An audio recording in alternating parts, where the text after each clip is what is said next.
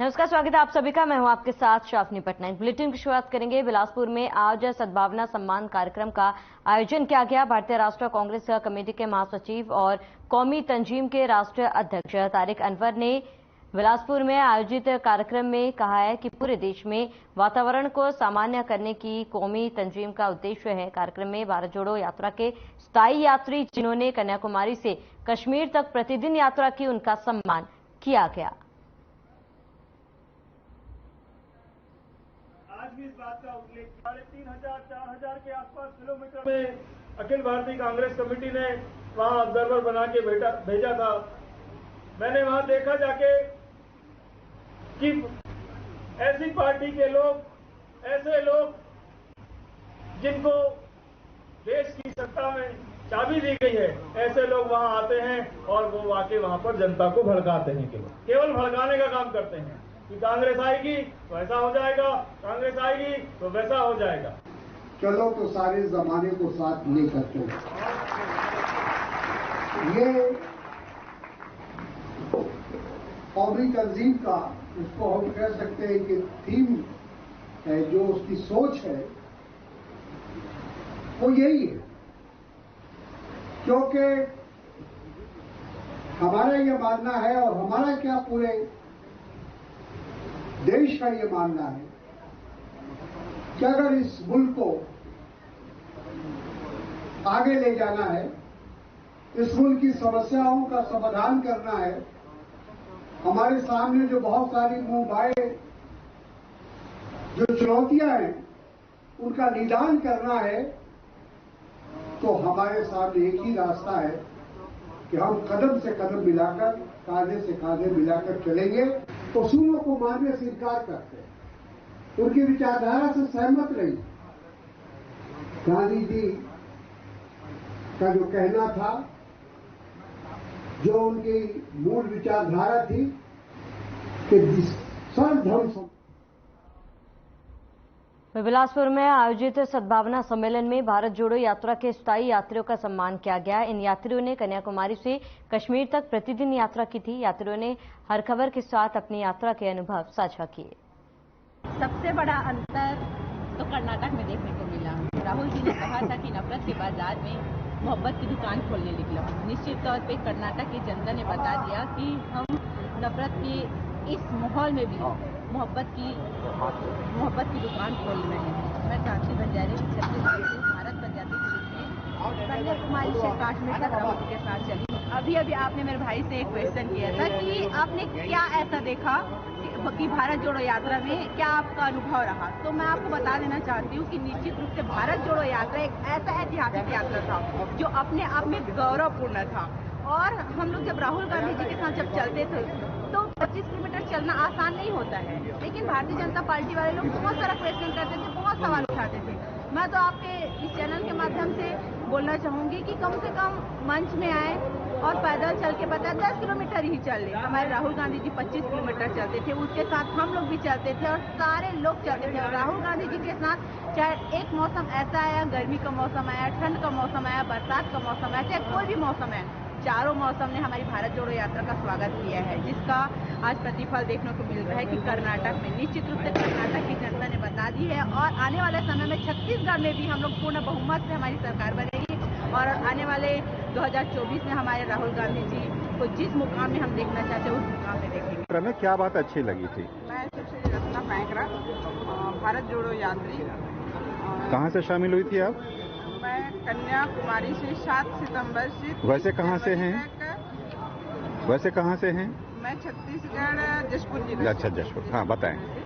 और 7 सितंबर तमिलनाडु से माननीय राहुल गांधी जी के साथ भारत जोड़ो पद यात्रा में कदम से कदम मिलाते हुए हमने पूरे राज्य को चलते हुए, मतलब पैदल चलते हुए कन्याकुमारी तक हम लोग पहुंचे। सभी मौसम में, गर्मी में, बरसात में ठिठुरते हुए हम लोग कश्मीर का ठंडा देखे वहाँ पे, और वहाँ पे लाल चौक में माननीय राहुल गांधी जी के द्वारा तिरंगा झंडा फहराए। और हमने भारत जोड़ो यात्रा का जो उद्देश्य था, राहुल गांधी जी ने छोटे बड़े बूढ़े जवान सभी से गले मिलाकर उन्होंने भारत जोड़ो पद यात्रा किया और उसका परिणाम आज हमें मतलब कर्नाटक में देखने को मिला। वहाँ की विधानसभा में पूर्ण बहुमत से हमारी सरकार बनी और 2024 में भी हमारी कांग्रेस की सरकार केंद्र में बनेगी। राहुल गांधी जी को हम जिस मुकाम पे देखना चाहते हैं राहुल गांधी जी बनेंगे, यही हमारी शुभकामनाएं हैं। धन्यवाद। जय हिंद, जय। जो कुछ लोग मिले होंगे, कुछ घटनाएं हुई होंगी, ऐसी कौन सी चीज है जो आपके दिलों को छुआ उन घटनाओं ने, उन लोगों ने? हिंदी नहीं बनती आपको? तो बोलो। मैं डॉक्टर रामेश्वर चक्रधारी, छत्तीसगढ़ महासमुंद डिस्ट्रिक्ट विधान परिषद खरलाली से। मैं हमारे नेता राहुल गांधी जी के साथ में कन्याकुमारी से कश्मीर तक यात्रा किया और मैं देखा भारत के जमीनी स्तर के लोग नफरत छोड़ो, भारत जोड़ो की जो तमन्ना है, जो आवश्यकता है, उसको महसूस किया। राहुल गांधी जी का सपोर्ट किया, राहुल गांधी जी को दिल से माना। इस यात्रा में कोई ऐसे लोग मिले, कुछ ऐसी घटनाएं हुई जिसका आप उल्लेख करना चाहेंगे? बिल्कुल सर, बताएं। छोटे से छोटे बच्चे भी राहुल जी के सम्मान के लिए और राहुल जी की स्वागत के लिए ठंड के महीने में भी ठिठुरते हुए मिले। मतलब इससे पता चलता है कि हमारे जो महान नेता है उनकी चाहत, उनकी जो कहना चाहिए मार्मिकता, आत्मीयता एक जमीनी लेवल के बच्चे को भी देखने को मिला उसमें। कितना असर आएगा तारिक अनवर जी के यहाँ आने के बाद कौमी तंजीम के माध्यम से? देखिए, असर क्या, रिजल्ट, नतीजे की परवाह करके कभी संघर्ष नहीं करते। यही तो कांग्रेस और कांग्रेस के लोगों का और जो भाईचारा, प्यार, मोहब्बत वालों का जो पैगाम होता है, वो न कभी इस बात से डरते हैं कि इसका नुकसान क्या होगा मुझे व्यक्तिगत तौर पे, और न इस बात को लेकर के बहुत ज्यादा आशान्वित होते हैं कि मैं अकेला पूरी दुनिया बदल दूंगा। उनका मानना यह है कि मैं अपने मैसेज को लेकर आज शहर शहर, गली गली और देश में बताऊं इन बातों को लेकर, जो आज माहौल देश के अंदर खराब हुआ है उसको बेहतर करने के लिए हम क्या कर सकते हैं, ये महत्वपूर्ण है। नतीजा जो ईश्वर बेहतर चाहेगा वो होगा, लेकिन हम हमेशा उस पाले में होंगे जहां भाईचारे की, सद्भावना की, एकता की और प्यार, मोहब्बत, अहिंसा की बात होगी। हम उस पाले में, हम सिर्फ यही मैसेज देना चाहते हैं। पूरे भारत में कौमी तंजीमों की आवश्यकता है। कौमी तंजीम की आवश्यकता है पूरे भारत में आवश्यकता है। इस बात की बहुत जरूरत है। अभी आज आप माहौल देख रहे हैं देश के अंदर, एक छोटे से बात को, जिसको जो मुद्दे जैसे नहीं है, उन मुद्दों को लेकर के अंतर्राष्ट्रीय स्तर पर भारत के ऊपर बातें हो रही है कि अगर चाहे वो धर्म विशेष का हो, चाहे वो समाज का हो, किसी भी बात को लेकर आप देखिए वर्ल्ड लेवल पे यहाँ के छोटे मुद्दे पे इतनी ज्यादा भारत के ऊपर लोगों की नजरें हैं, क्योंकि भारत एक इतना विकसित देश था, दुनिया का दूसरे नंबर का मार्केट है भारत में, बाजार है। तो हर वो लोग गिद्ध दृष्टि से भारत को नोचना चाहते हैं, और ऐसे समय में यदि कौमी तंजीम के माध्यम से आपसी एकता, भाईचारा, अनेकता में एकता, भारत की विशेषता, इस बात को लेकर के चलेंगे तब तक भारत एकजुट है। अन्यथा क्षेत्र में, जाति में, समाज में, धर्म में इन तरीके से यदि बटेंगे तो मेरा देश बहुत गलत नतीजे आने वाली जनरेशन। बिलासपुर में आयोजित कार्यक्रम सद्भावना सम्मेलन के बाद पत्रकारों के सवाल पर भारतीय राष्ट्रीय कांग्रेस कमेटी के महासचिव और कौमी तंजीम के राष्ट्रीय अध्यक्ष तारिक अनवर राजनीतिक जवाब में बचते रहे और तकनीकी रूप से अन्य चर्चा की। देखिए, हम लोग कौमी तंजीम, हमारा संगठन जो है ऑल इंडिया पर हर जगह हम लोग जो हमारी प्रार्थनाएं हैं वो हर जगह इसके कार्यक्रम का आयोजन करते हैं, सद्भावना बढ़ाने के लिए। तो आज बिलासपुर में कार्यक्रम था और यहाँ हम लोग आए हैं।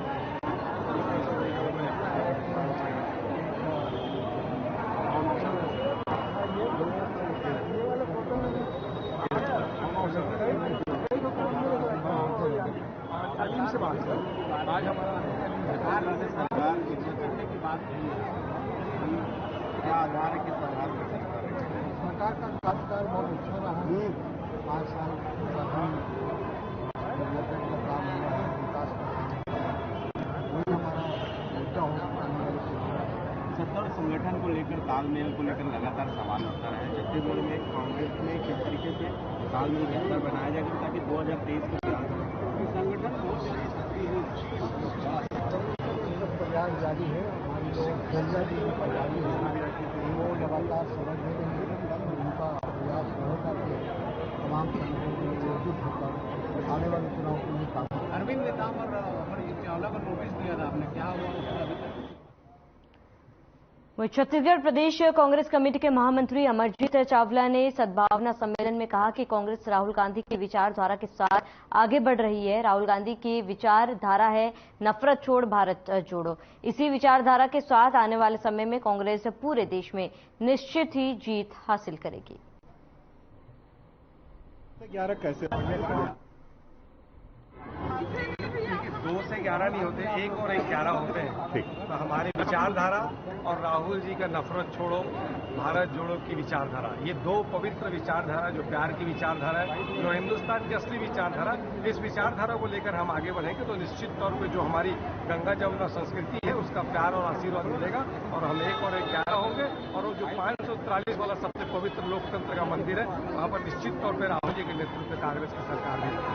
विपक्ष का कहना है कि आप 9-2-11 हो रहे हैं, आप कहते हैं हम 2 से 11 होंगे। देखिए, जब क्या होता है कि जब कोई जहाज डूबने वाला होता है ना, तो सबसे पहले चूहे जहाज छोड़कर भागते हैं। आज विपक्ष को समझ में आ गया कि उनके कर्नाटक में धर्मांधता और नफरत की जो दुकान है वो बंद हो गई, तो वो सब उनको अपना आने वाला भविष्य पता चल गया है। इसलिए उस भविष्य से घबराकर वो इस तरह की हल्की बातें कर रहे हैं। देश की जनता अब जागरूक हो गई है, वो जान गई है कि उनका हित, देश का हित कहाँ छुपा है। तो निश्चित तौर पर उनका पूरा प्यार और आशीर्वाद आने वाले विधानसभा लोकसभा चुनाव में कांग्रेस को मिलेगा और निश्चित तौर पर हम पूर्ण बहुमत के साथ आने वाले समय में अपनी सरकार प्रदेश और देश में बनाएगी। कौमी तंजीम क्यों प्रासंगिक है अभी?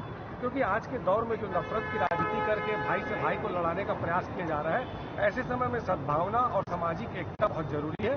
इसलिए कौमी तंजीम जैसे सामाजिक संगठन जो आपसी प्रेम और भाईचारा और एकता की बात करके अपने कार्यक्रम करते हैं, इसलिए कौमी तंजीम की आवश्यकता आज के दौर में बहुत जरूरी है। इसका बिलासपुर का भारतीय जनता पार्टी के प्रदेश अध्यक्ष अरुण साव ने कहा है कि प्रदेश में न केवल आम लोगों का बल्कि कानून के रक्षकों तक का जीना दुभर हो गया है। कांग्रेस के 4.5 साल के कुशासन की कुल जमा उपलब्धि यही है। साव ने छत्तीसगढ़ रत्न से सम्मानित बेमेतरा जिले के प्रधान पुलिस आरक्षक संदीप साहू को प्रताड़ित किए जाने और संदीप साहू द्वारा राज्यपाल को की गई शिकायत में विधायक निवास के समक्ष आत्मदाह का निर्णय करने के मामले को बेहद निंदनीय और चिंताजनक बताया। बेमेतरा जिला के पुलिस आरक्षक संदीप साहू जो छत्तीसगढ़ रत्न से सम्मानित है, कई बार ब्लड डोनेशन किया है, उसने जो राज्यपाल को आत्मदाह के लिए जो पत्र लिखा है, ये चिंता करने वाला है। किस प्रकार से बेमेतरा के विधायक उसे प्रताड़ित कर रहे हैं। ये बेमेतरा जिला वही जिला है जहां पर भुवनेश्वर साहू नामक युवक की निर्ममतापूर्वक हत्या होती है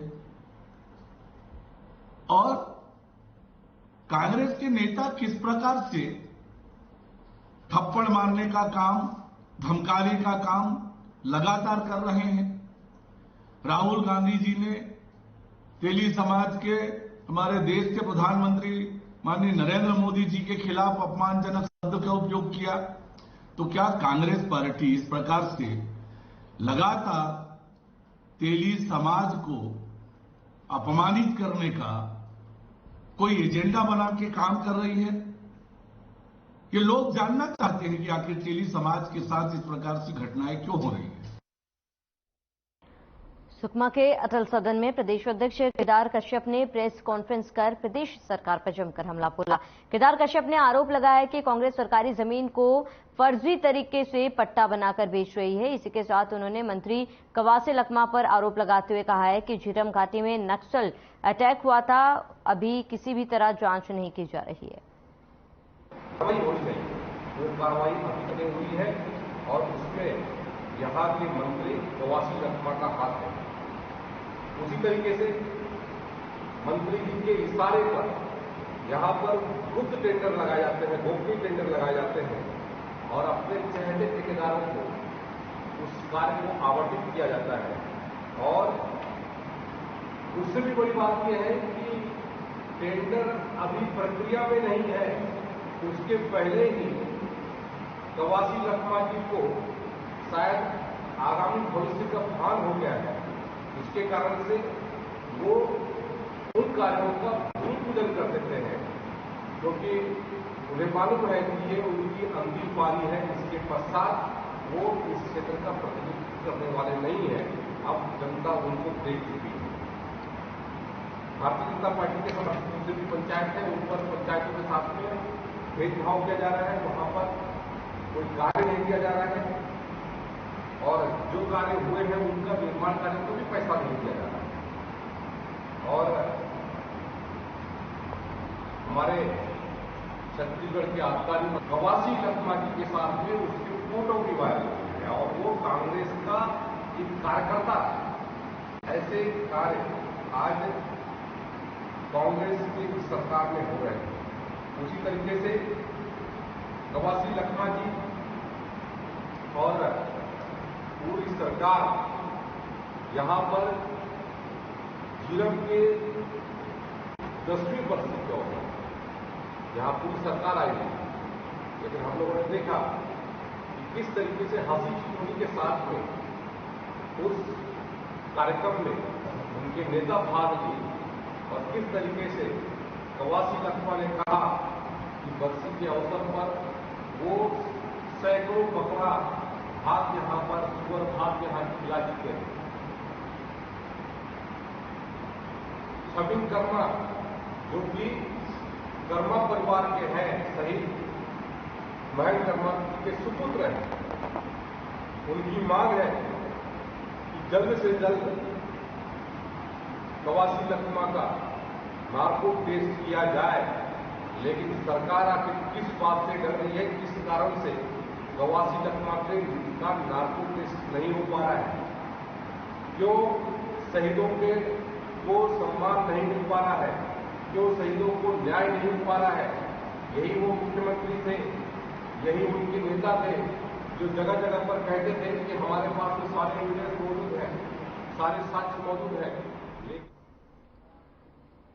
वो छत्तीसगढ़ अपेक्ष बैंक के अध्यक्ष बैजनाथ चंद्राकर ने हर खबर के संवाददाता से खास बातचीत की। उन्होंने कहा कि भारत के पहले प्रधानमंत्री पंडित जवाहरलाल नेहरू ने सहकारिता का मॉडल विकसित किया था। छत्तीसगढ़ में तब से अब तक काफी विस्तार हो गया है और उसी सहकारिता के विकसित और विकासशील रूप छत्तीसगढ़ में बन रहे गोठान और रीपा ग्रामीण महिलाओं को आत्मनिर्भर बनाने में पूरी तरह सफल रहेंगे। अभी तो इनका आरंभ हुआ है, कुछ जिलों में लाखों की आमदनी भी होने लगी है।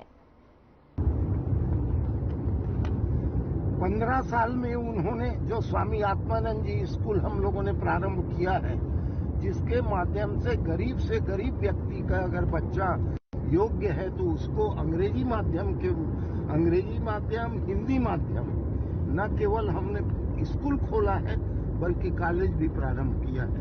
इसकी कल्पना 15 साल में उन्होंने किया, क्योंकि उनके दिमाग में ये सब चीजें थी नहीं। उन्होंने क्या किया 15 साल में? किसानों की जमीन छीनना, उद्योगों की स्थापना के नाम से जमीन लिया, न तो उद्योग स्थापित हुए और न छत्तीसगढ़ में औद्योगिक विकास प्रारंभ हुए। किसानों की जमीन ले ली गई और उन जमीनों को वापस किसानों को नहीं दिया गया। ये भारतीय जनता पार्टी की योजना है। हम जो आज अनेक योजना हमारे पास है, रीपा का अभी आपके साथ हम लोगों ने डिस्कस किया, रीपा का हम लोगों ने किया। जो गरीब मजदूर हैं, गरीब मजदूरों के कल्याण के लिए कभी उन्होंने सोचा? जो जिन महिलाओं को कल्याण के लिए आज हम लोगों ने महिलाओं को रोजगार देने का काम किया है, महिलाओं को जो जिनके पास कोई रोजगार नहीं है उनको राशि उपलब्ध कराने का काम किया है, महिलाओं के सम्मान को बढ़ाने का काम किया है, महिलाएं जो दिन भर खाली रहती थी उनको गोठान और रीपा के माध्यम से उनके जीवन स्तर में सुधार करने का, आर्थिक सुधार करने का प्रयास किया है। इस तरह की योजनाओं को कमजोर करने का प्रयास कर रहे हैं। उनको बताना चाहिए कि 15 साल में एक योजना बताएं कि इस योजना से हमने छत्तीसगढ़ के गांव गरीब की तस्वीर बदली है। आज 1.5 लाख करोड़ रुपए से ज्यादा का भुगतान छत्तीसगढ़ के किसानों को, गांव गरीब को 4-4.5 साल में हो चुका है। क्या कभी कल्पना किया इन्होंने केवल इनका काम आज कभी धार्मिक उन्माद पैदा करना, कभी सांप्रदायिकता की बात लाना, और कभी इस तरह के अभी कुछ समय तक के ये प्रधानमंत्री रोजगार योजना की बात ला रहे थे। जब केंद्र सरकार ने जब जारी कर दिया कि छत्तीसगढ़ में सबसे ज्यादा काम हुआ है, उसके बाद से वो लाइन बंद, जवान बंद। अब नया इन्होंने रीपा के माध्यम से गांव की, आप देखिएगा आने वाले 5 साल में गांव समृद्ध होगा, गरीबों के पास समय नहीं रहेगा, काम लगातार करते रहेंगे। जो लड़ाई है, झगड़े हैं, जो परेशानियां हैं, ये सब धीरे धीरे करके दूर होते रह जाएंगे और एक कंस्ट्रक्टिव लाइन, आप धन्वंतरी मेडिकल के माध्यम से आप देखिए 70 से 75% तक कम कीमत पर दवाइयां उपलब्ध हो रही। क्या 15 साल में इनके दिमाग में नहीं आया कि धन्वंतरी योजना, स्वामी आत्मानंद योजना, गोधन न्याय योजना, रीपा, ये इनके दिमाग में नहीं आया? तो केवल लोगों के ध्यान को बदलने के लिए नई नई चीजें ला रहे हैं और इनकी जो भी नई चीजें लाते हैं थोड़े दिन के बाद वो फेल हो जाता है। तो वही स्थिति है। रीपा जो गोठान हमने प्रारंभ किया है, क्या गोठान जो हमने प्रारंभ किया उससे 5 से 10 एकड़ जमीन प्रत्येक गांव में कम से कम सुरक्षित हो रहा है और जितना बेजा कब्जा होता था, लड़ाई झगड़े होते थे, आज कम से कम 5 से 10 एकड़ जमीन सुरक्षित हो रहा है। कल स्कूल खोलने का, कल छोटे मोटे इंडस्ट्रीज प्रारंभ करने का, कल आपके चिकित्सा सुविधा उपलब्ध अस्पताल प्रारंभ करने का, ये सारी जरूरत पड़ेगी तो उस समय जमीन कहाँ से लाएंगे? तो भारतीय जनता पार्टी की असली परेशानी क्या है? गौठान है या भारतीय जनता पार्टी की असली परेशानी है कि देश से 10 साल भी नहीं हुआ है और देश से उनका सफाया होने जा रहा है।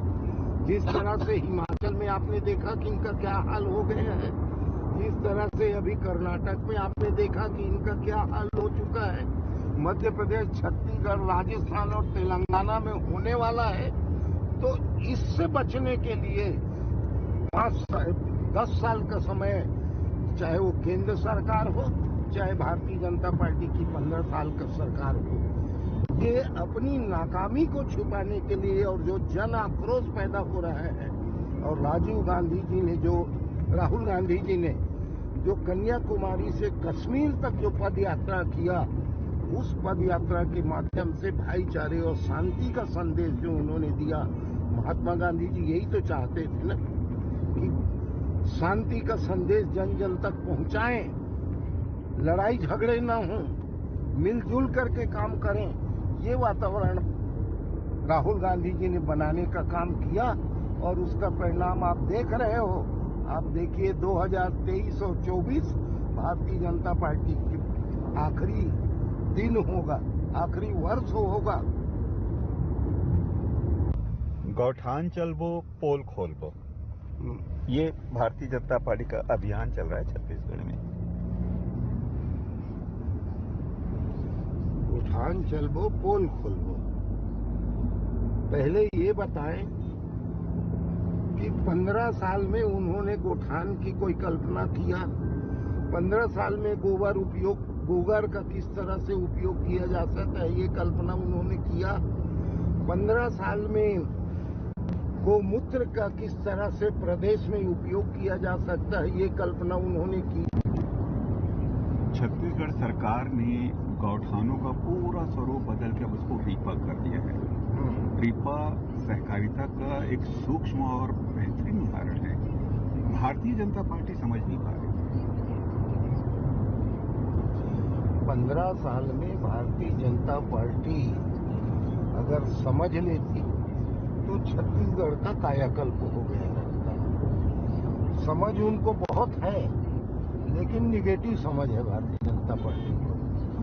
किसानों का काम करना चाहिए, वो किसानों की जमीन छीनने का काम किया। किसानों को न्याय देने की बात आई तो किसानों के साथ अन्याय किया। किसानों को कृषि उत्पादन में प्रोत्साहन देने की बात आई तो बोनस देने के नाम पर विश्वासघात किया भारतीय जनता पार्टी ने। चीज छत्तीसगढ़ के गांव, गरीब और किसानों की जीवन को बदलने वाला हो, जो छत्तीसगढ़ के आम लोगों के जीवन स्तर को ऊपर उठाने का कार्यक्रम हो, ये कार्यक्रम अगर किसी सरकार के बस की बात है तो वो भूपेश बघेल की सरकार की बात है। और उन्होंने केवल 4.5 साल के अंदर में दिखा दिया कि अगर सरकार गांव गरीब के लिए काम करना चाहे, प्रदेश की आम लोगों के लिए काम करना चाहे, तो किन योजनाओं को फोकस करना चाहिए। सहकारिता का जो सूक्ष्म रूप था उसका व्यापक स्वरूप हुआ महात्मा गांधी रोजगार गारंटी योजना, और ये भी कांग्रेस सरकार की देन है। और महात्मा गांधी रोजगार गारंटी अधिनियम है, सरकार ने जो अधिनियम बनाया उससे पूरे सरकार के ऊपर एक दायित्व आ गया कि वो अंतिम छोर के व्यक्ति की सहायता मदद करे। उसी का स्वरूप नजर आता है रीपा में। अगर इसका विस्तार और व्यापक किया जाए तो मुझे लगता है कि ग्रामीण अर्थव्यवस्था बहुत सुदृढ़ हो सकती है। देखिए, जो गांव-गांव में गोठान बनाने का जो निर्णय लिया, गोठान बनाने के पीछे मूल उद्देश्य था कि पहला उद्देश्य है कि जो जानवर जिनके लिए आज चराव की व्यवस्था नहीं है। चलिए, इसके साथ इस बुलेटिन में फिलहाल में इससे इतने। देश प्रदेश के तमाम बड़ी खबरों के लिए आप बने रहिए हमारे साथ।